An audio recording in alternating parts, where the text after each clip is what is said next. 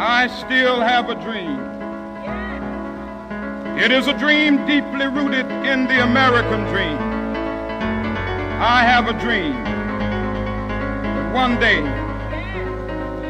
this nation will rise up, live out the true meaning of its creed.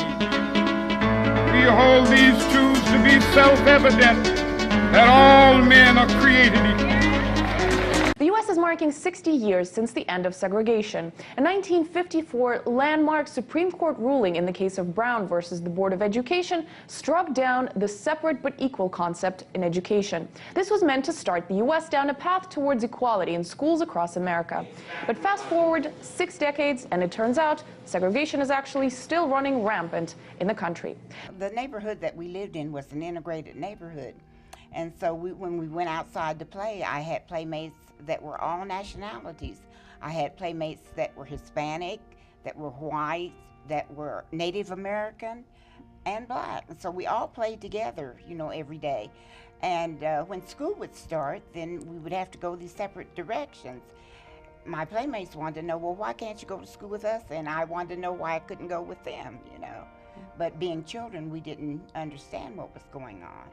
Controversial move in one Mississippi town. 2 high schools, one predominantly black, the other mostly white. But so close, the railroad tracks the only thing between them. A court tonight ordering the 2 schools to integrate to create a more diverse student body in both schools. But not everyone is happy.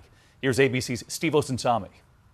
The court order sounds damning and forces the Cleveland, Mississippi School District to combine schools, creating new ones that aren't so racially separate. Eastside High, for example, that's 100% African American, would merge with Cleveland High, that's predominantly white. You still kind of go back there?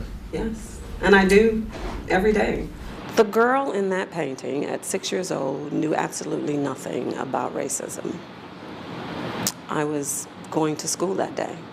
It was 62 years ago this week that the Supreme Court outlawed segregation in public schools, but it never went away. A study ordered by Congress found the percentage of high-poverty schools with mostly black or Hispanic students has more than doubled since 2000. 100 years later, the life of the Negro is still sadly crippled by the manacles of segregation and the chains of discrimination. 100 years later, the Negro lives on a lonely island of poverty.